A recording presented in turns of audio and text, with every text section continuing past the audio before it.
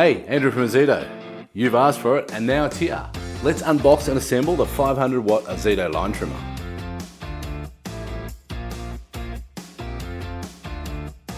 Let's get started with laying all the parts out on the table.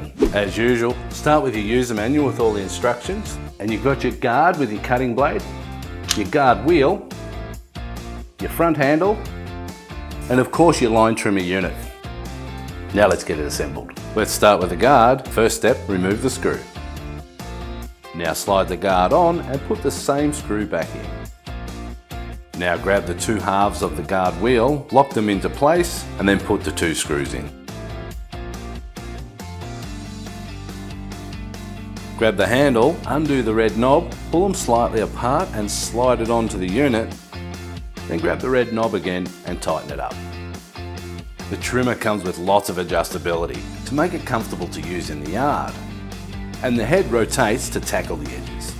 And that's all there is to it. Now it's time to get out and tidy up the yard. And for any extra information, check out our quick tips video.